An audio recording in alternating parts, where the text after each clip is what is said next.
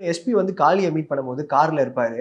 ஆ அவரு அவரு முகமூடி தான் மூஞ்சிய கவர் பண்ணியிருப்பார்ல. பி மர்டர் அப்டின்னும்போது கரெக்ட்டா கண்ணு, அதுக்கப்புறம் ஃபேஸ் அப்டின்னும்போது, அதோட மேக்கிங் எப்டி சார்? அது காருக்குள்ள இருந்து ஒரு ஷாட்ன்னும்போது, அதுக்கான லைட் வொர்க்ஸ்லாம் இருக்கும்ல. அது எப்டி வொர்க் பண்ணுது?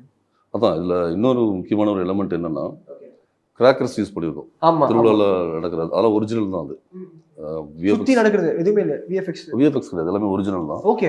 அப்ப படத்துக்கு அந்த கலர்ஸ் ஆட் பண்றதுக்கு ஓரமா வெடிக்கிறது எல்லாமே உண்மையா சார் இது? அதெல்லாமே ஒரிஜினல். ஓகே. புரொடக்ஷன்ல சொல்லி புரொடக்ஷன்ல பெரிய சப்போர்ட் பண்ணாங்க. ஆ.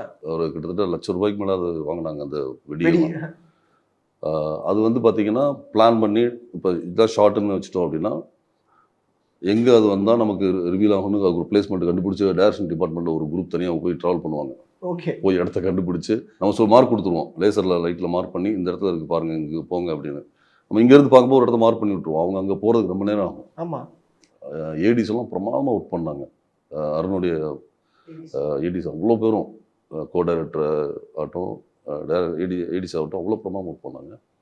அவங்க தான் அங்கே போய் மார்க் பண்ணி நின்றுருப்பாங்க. நம்ம அப்புறம் இங்கேருந்து சொல்லி ஒரு டெஸ்ட் ஒன்று எங்கே ஒரு த்ரோ பண்ணுங்க அப்படின்னு. எல்லாமே ப்ராப்பர் கம்யூனிகேஷனில் இருக்கும்.